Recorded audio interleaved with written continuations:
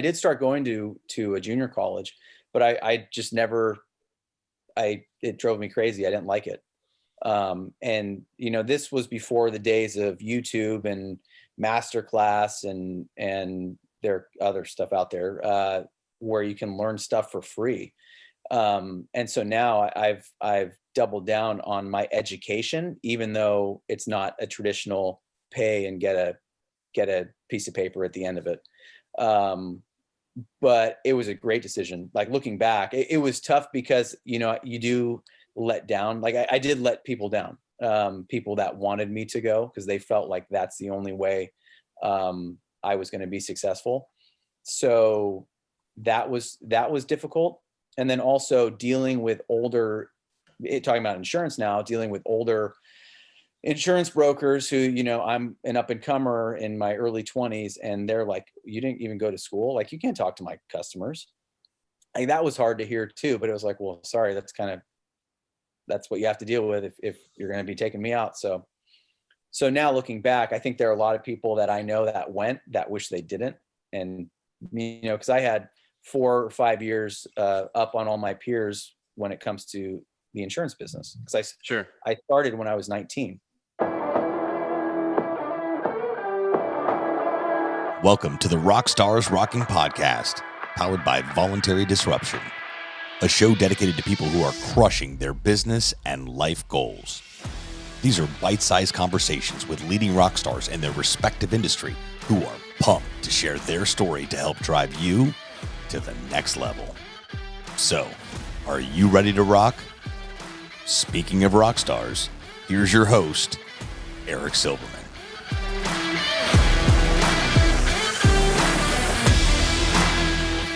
Hey rock stars, welcome back to another episode of RockstarsRocking, and boy do I have a rock star with me today. Everybody welcome my friend Andrew McNeil. Andrew, what's up, buddy?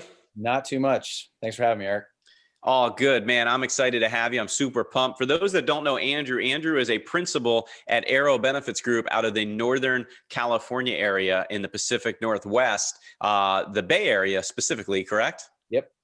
Awesome. And Andrew, I hope you're not offended, my friend, but benefits and insurance bore the ever-living shit out of me. And I got to be honest, for those that don't know, I assume you know if you're listening, I do insurance and employee benefits for a living. And yeah, they still bore me. But you know what? I want to unpack some things that most folks may not know about the Andrew McNeil. So if you don't mind, Andrew, we'll talk about benefits for sure. But I wanted to start with some other things. Is that cool? Sounds good to me. So, Andrew, when it comes to you and getting into employee benefits, and again, without talking about that yet, where did that even come from, man? I mean, I got to be honest, like, when I was in college or high school and even younger, it never dawned on me to be in the insurance and employee benefits world. It never even crossed my mind. So where on earth would that have come from? So good question. I don't really have a great story. Most people say, well, I just fell into it. I think similar to we hear that a lot. Yeah. We hear that a lot. Well, so my dad is still in the employee benefits space. My uncle was a PNC broker, and they had a family agency together that was founded by my uncle and my grandfather, who passed away back in 1981. So at the time my grandfather passed away, my dad was 27, I believe. And so he had a decision to make, either pick up and pick up where his dad left off or do something else. So he jumped into it. And ultimately I ended up doing that as well many years later. So it's a family business. In the beginning, it was a family business. It's not any longer. We've had a lot of M&A deals that we've done over the years. And then we were one of the founding agencies in Patriot Growth Insurance back in 2019. Oh, wow. Okay. So that makes sense. That's a connection, right, to the employee benefits world. I didn't have that connection. I accidentally fell into it, just like a lot of folks. I'm sure you've heard those stories from colleagues of ours, the same that I've heard. A lot of people say, I just answered an ad in the newspaper. I hear that a lot. Yeah. Yeah, I mean, people say that all the time for our field. It's not the most appealing, luxurious sounding field, but at the end of the day, it's one of the absolute most critical and important fields that that our clients need help with. And unfortunately, because of the stigma, I believe that it vastly gets overlooked. Yeah, exactly. So let me ask you: did you ever have any other hopes or dreams or aspirations? Was it always, you know, you're a 6-year-old boy and you said, "Papa, I can't wait to go in insurance, just like grandpa." Like, did that come out of your mouth, or was there So ever something else? I don't think I said it just like that, but you know, as a little kid, I wanted to do what my dad did, and I wasn't really sure what that was, but it just seemed to make sense. So that's what I always said I wanted to do, and I think on, you know, the trading cards that you get when you're in like t-ball or basketball, I think it says, you know, aspirations like insurance agent, I think is what I put. But when I was 17, I was a senior in high school, and in my government class or history class or whatever it was, one of the assignments was you could do a ride along with our local police department. So I did. It was a Friday night, and I started at 4:30 in the afternoon, and it went until 2:30 in the morning. And it was the amount of adrenaline that I had as a 17-year-old kid. I was like, okay, this is what I have to do. So Wow. I It's similar to insurance. very similar in a way, or not. But so I really focused on what a career in law enforcement would look like, and I tried to pursue everything I could. I didn't have any connections in the law enforcement world, so I was having to figure it out as I went. So yeah, I mean, I ended up working at Santa Rosa Junior College District Police Department as a police cadet for I think 2 semesters, and I became a reserve community service officer with Petaluma Police Department, where I got to do a lot of cool stuff, starting at the age of 19. So it was awesome. I ended up not doing that, obviously, but fun times. So talk about that for a second. You know, like what stopped you from going into the police department and actually pursuing the academy, the police academy, and so forth? So sort of a weird. It's tough to explain. I ended up when I was 20. I did a application for the San Francisco Police Department, and I wanted to do San Francisco because at least, you know, some of the neighborhoods they have are not the most pleasant, and I wanted to experience that because I don't come from the city of San Francisco. We're just outside of it, and I'm used to things here, and it's different and it's comfortable.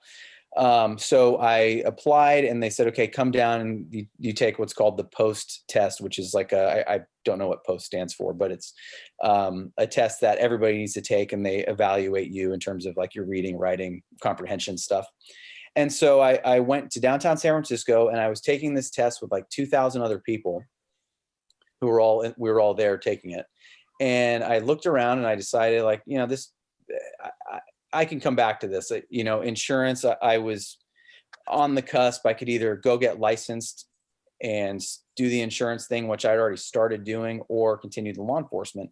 And I looked around the room, and I didn't really feel like I fit that anymore. So as I was filling out the test, it was a, you know, A, B, C, D bubble answer. I was like, well, if I pass this test and say I'm not going to do it, I'm going to get judged by people for saying I'm not going to pursue this. So I'm just going to fail it on purpose. Really? So, yeah. So I ended up, I just bubbled in all the rest of the answers, and I was like, okay, cool. Failed that. So now when somebody says, hey, why aren't you doing that? I can say, well, I failed that test, and I'm just going to go this other direction.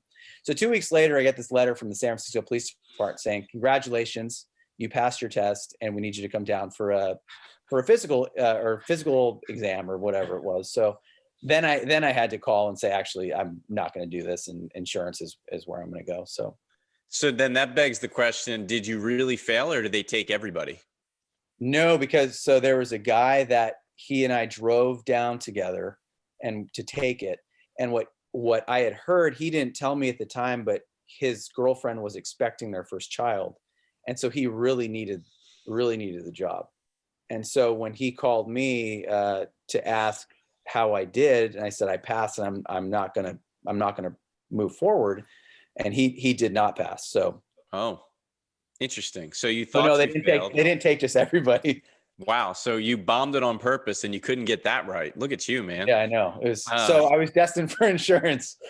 Apparently. Yeah. Well, that's a neat story. I mean, I've known you for a while now. I've never heard that. That's kind of cool. So let me ask you a question. I noticed, and we talked about it a little bit, but, most people in our industry and frankly, most people around, unfortunately, most people around the world still believe that in order to have any modicum of success in life, let alone the business world that you're in and that I'm in, you have to have an actual college degree, 4-year university degree of some sort. And I actually don't know that that's as relevant in the year 2021 as it used to be. I think it's changing, but you were ahead of your time because you didn't get a college degree. Talk to us about that. Right. What made you not want to pursue that? And was it a smart move? And tell us your thoughts. I wasn't big into school. I mean, I was raised to believe, and not just raised in my family, but people outside of the family too, that, where you go to college is what you're worth, or this piece of paper that you spend all sorts of money on is what brings your life value and customers value and everything. And that's what I was told. Yeah, right. And I think that's been the case for a long time. And I didn't like spending time in school, especially when I got out of high school. I mean, I'll tell you, my senior year of high school, I had 4 classes and we were on the block system. So I had 2 classes a day and I was out at 12:30 every day. And after I was out at 12:30, then I'd go to work, and working and getting that paycheck and learning sort of the real world outside of school was way more fun for me. So I did start going to a junior college, but I just never, it drove me crazy. I didn't like it. And this was before the days of YouTube and Masterclass and there are other stuff out there where you can learn stuff for free. And so now I've doubled down on my education, even though it's not a traditional pay and get a piece of paper at the end of it. But it was a great decision. Like, looking back, it was tough because, you do let down. Like I did let people down, people that wanted me to go, because they felt like that's the only way I was going to be successful. So that was difficult.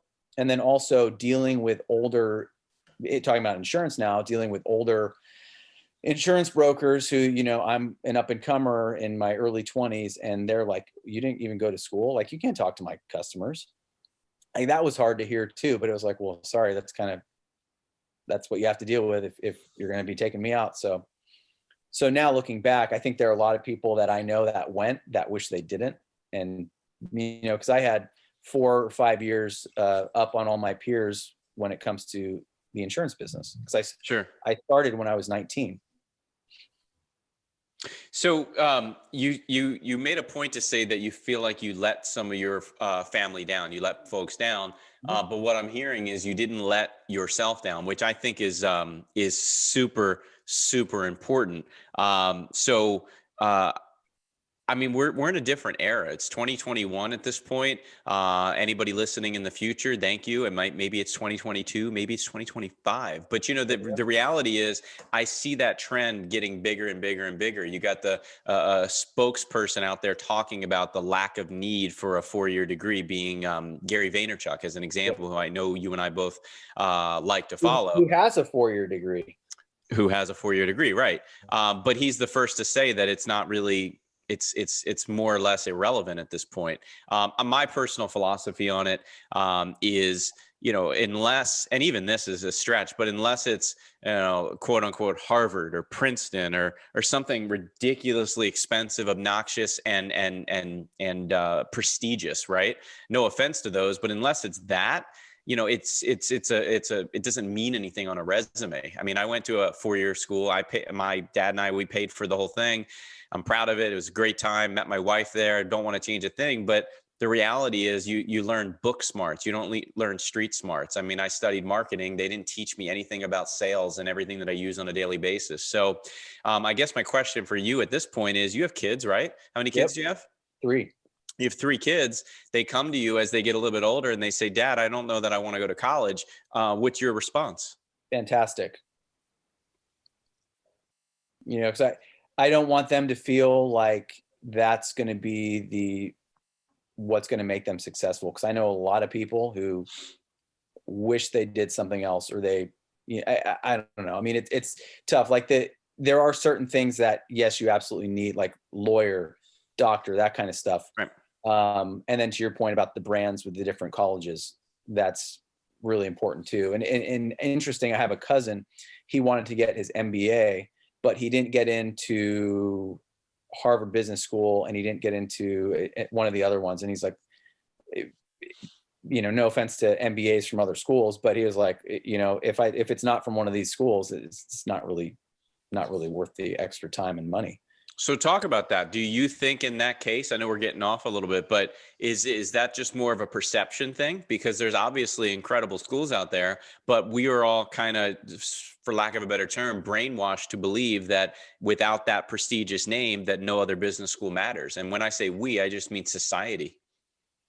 Yeah, I mean, I don't know if that's true, because I think you can get a great education at any one of those institutions, but it's back from brand and networking and all that. Right. I think that's where my cousin was going with it. And I don't know. I mean, I'm not getting my MBA. So. Right. No doubt. No. No, you don't need a 4-year degree to sell insurance. That much I can assure you. You're proof, and I know it now. So flip it around.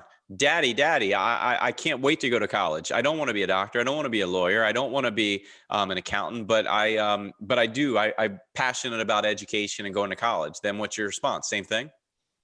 Great. You're paying for it though. Figure out how to pay for it. There you go. Yeah. So you wouldn't discourage them from going, but you would certainly not, you would not serve it to them on a silver platter. Right. Yeah. I like that. I mean, I don't want to say, because, you know, my wife, who did get a 4-year degree, she's like, well, you know, it got me out of where I was living. I mean, she's from California, but from a different part of California. And I mean, it does serve that purpose, but at what cost, you know? Sure. I don't have the experience with it to know, because I didn't go. Well, look, we're in a society where, you know, it's billions. I think it's trillions of dollars in student loans that may never get repaid. 1.5 trillion, I think. Yeah, it's insane. Yeah. So no, I'm with you, man. I'm with you. Let me ask you a question. When it comes to your future, and when I say your future, I mean our future as a society. You know, and I'll narrow it down to benefits. We're going to talk a little bit about benefits. Don't hang up. We're not going to just talk about insurance. In fact, everything I'm going to ask you has more to do with just any industry than anything else. But I guess my question is, do you believe that our industry, the insurance and employee benefits industry, is currently innovative or can be innovative? And I'm not only talking about technology. Do you think that there's innovation left to be had in our industry, which again would be a question I ask of any industry? Yeah. Well, for benefits and insurance specifically, yes, I do. I think there's plenty of innovation left, but you know, it gets down to who are the ones innovating, and there are not a lot of people that, I mean, there are a handful, more than a handful that are throughout the United States. But by and large, a lot of the folks that I run into are this is how I built my career over 30 or 40 years, which is fine because it worked for them. But I've also seen folks that look at the innovation that's sort of up and coming, and they either question it or say, oh, that'll never work. But at the end of the day, it's, in my opinion, it's not their, like, what they did worked for 40 years, but what you did yesterday isn't going to get you to tomorrow, that whole thing. Well, you know, I agree. And, you know, it goes back to the 6 most ridiculous words that anybody can say. And that is, we've never done it that way, whereby they're not open to change and they're not open to new ideas. Would you say that you are personally, I'm not speaking about your firm, I'm not speaking about our industry, I'm talking about Andrew McNeil. Are you open to new ideas? Are you open to change and things that just sound like crazy ideas that you could get pitched? It doesn't mean you do them or want them, but are you open to learning about new things that could potentially help your employer groups and of course the end user, the employees? Yeah. Well, at the end of the day, nothing's really that crazy. I mean, because it is, if I'm bringing it to an employer, it really needs to be something in our scope. So benefits and communication. So if I'm bringing something to them, it's not, it might be new and different, but it's not crazy. So. Sure. Yeah, no, I like that because, that kind of leads us to the industry topic and anybody listening, I got to imagine you can appreciate this from your industry if you're not in the employee benefits world. And that's the sheer fact that, most industries are still very status quo. They're very stagnant. They're very much old school methodology and thinking, I've been doing it this way for 30 years. It works well. Why change? If it's not broke, don't fix it. Those types of things. And a few years ago, you started BenefitsTV. I was wondering if you talk to us about that a little bit, because BenefitsTV, I believe, even though it's just a couple of years ago, I believe that was a little bit ahead of its time, and now is going to start exploding more than ever as video and so forth is really starting to pick up, specifically in our industry. Yeah. So, and the reason why we started BenefitsTV, I mean, you mentioned Gary Vaynerchuk a little bit ago, and, I've been watching his videos for a really long time, and it was like, we should do something around that. So, I pitched it to Rosario Avila, who and Avila. Avila, yeah. I said, look, we should try this out. So we would like go out in the parking lot of our office and film these videos for like 7 seconds. Like we couldn't even get it to 15 seconds because I was trying to remember the script. And once we would get one that we were okay with, we were like, okay, cool. And we'd post it. And then that was 2018, summer 2018. So we get to January 2019, like, okay, what are we going to do this year? And it was like, well, let's start a channel, BenefitsTV, which I couldn't find anything online about. So I was like, okay, the name's available. Let's just go for it. And we started posting videos through that platform, and Employee Benefit Advisor magazine wanted to write about it later that month. So we had to really like start doing videos to give us some credibility. And what the purpose of the videos originally was to get our faces out there in a new and exciting, new different way that wasn't being done in the benefit space. And then to give easy to digest information in short form benefits content, which is what we've been doing ever since. And where that's taken us, we got that article from Employee Benefit Advisor. We, in March, won an award from Employee Benefit News. It was the Digital Innovator Transforming Benefits in HR. And what was crazy about that is all we were doing was posting videos that we took on our smartphone, put them on YouTube. And everybody else who won the award that year, there's 20 of us, either created some wellness app or something. So I felt, Rosario won it too. She and I both felt really good about it. And where we're going with it now is we are starting to package videos and do, here are the top 10 things you need to know of an employee of the ABC company about this medical plan, about this dental plan. Because as the workforce gets younger, millennials, the biggest group in the workforce now, but as the workforce continues to get younger, people want more video.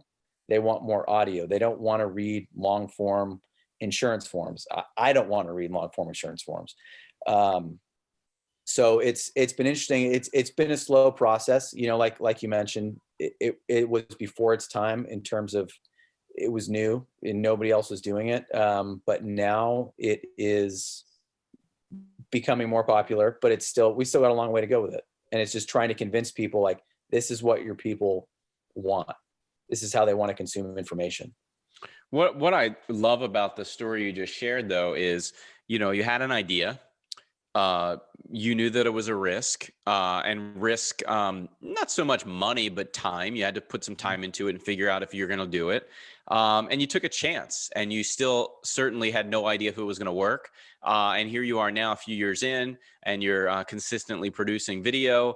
And that's the key. I mean, to me, that's the key takeaway. And that is, frankly, what Gary always talks about is just do, right? Just go. Just, I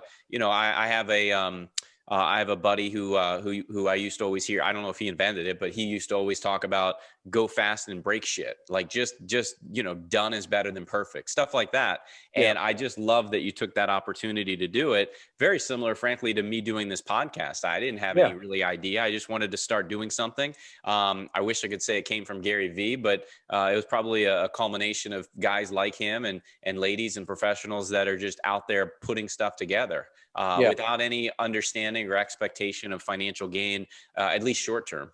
Right. Yeah. And I'll just say on the Benefits TV thing, we didn't get a lot of support on it. There were, because of it, they're not perfect in the eyes of some. Like our idea was to just get information out, be super casual about it, be authentic, and just get information out, not have fancy backgrounds, not have logos and music and all sorts of stuff. And I mean, there were people in our organization that said, you should take that down. The camera's not positioned right. You spoke too fast. And I was like, well, the cool thing about this is, like, in a month, we can go back and watch this video and see how much we've improved. That was our attitude. It's always been our attitude. So. No, and that's what makes it authentic. That's what makes it so good and of course genuine, and I think more relatable too. It doesn't have to be a fancy production. You don't need perfect lighting and backdrops and so forth, because then to me it becomes more commercialized and it's less appealing if I'm a consumer watching it, or a prospect or a client or somebody that could really use that knowledge. Now, as we start to wrap up, a couple things. So speaking of, you were kind of told they didn't.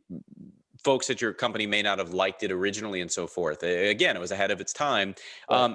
Would you agree that that's more or less the nature of our industry? And even, again, going back to a lot of industries being that narrow mind per se, again, not talking about your company specific, but just in general, because I've seen that a lot. Do you see it as well and hear about it from colleagues of ours?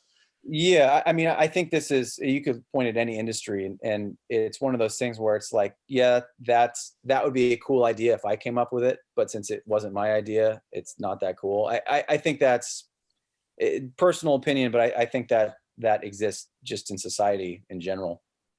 Yeah, no, I don't disagree. And again, anybody listening, we appreciate you listening.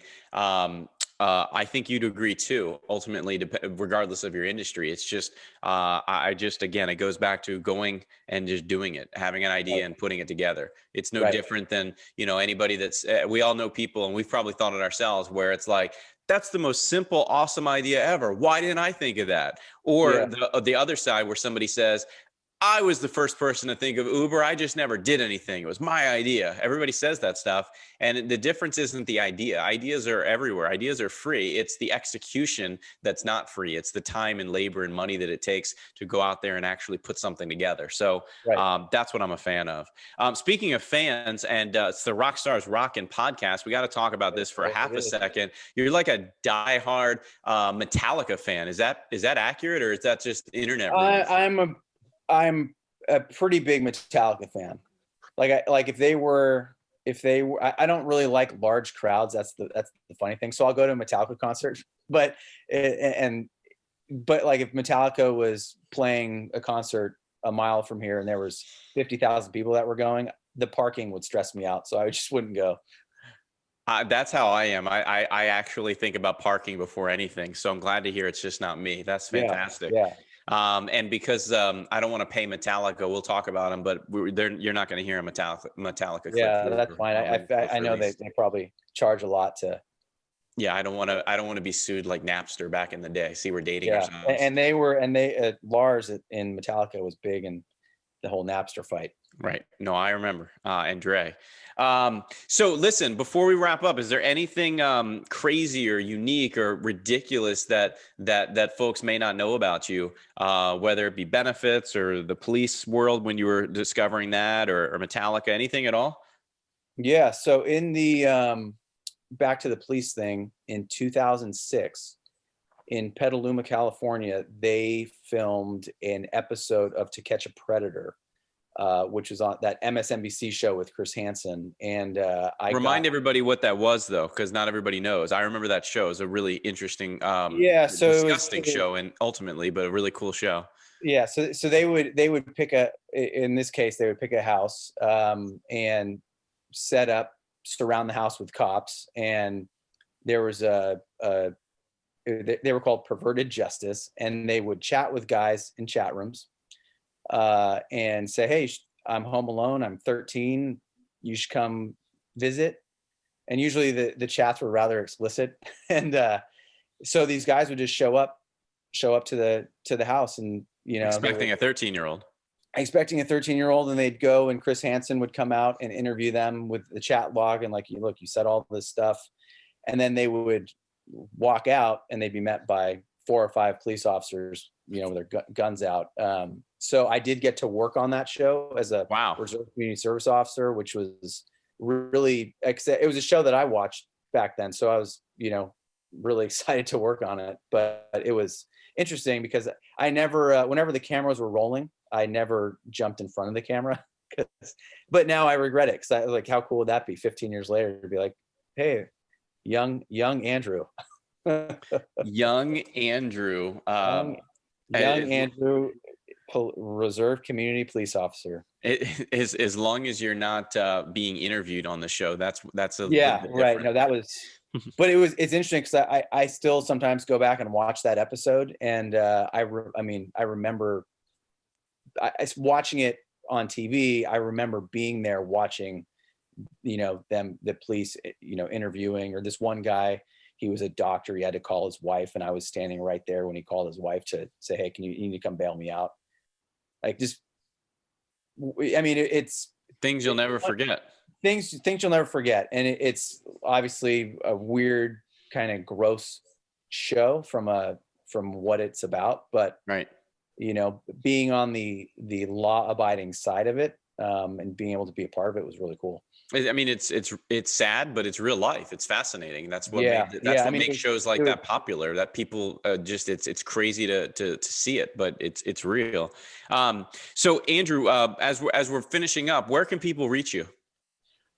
People can reach me. My email address. Should I give my email address?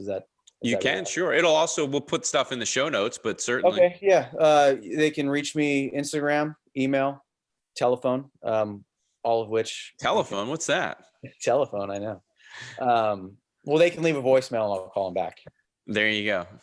Fair enough. All right. Well, listen, I appreciate you coming on. For those that don't know Andrew, go on Instagram, LinkedIn, and follow him. Follow Benefits TV is fantastic on YouTube to get some tidbits and ideas each week about employee benefits of all things. But again, I can't stress enough how vital it is to know this stuff, because you don't want to think about it, but when you need it most is when you're going to be very glad that you learned. And a lot of people may not know either. I know a lot of people in our industry do, but Andrew has something on me that I just haven't had ever. And that is he is the cover boy, the cover man, the co-cover person of the Employee Benefit Advisor magazine 2019 as the Benefit Advisor of the Year, the Health Benefit Advisor of the Year. So for those that were listening, appreciate you. You had no idea that you were listening to royalty, industry royalty himself, royalty, and Rosario on the cover. I've never been on the cover of anything.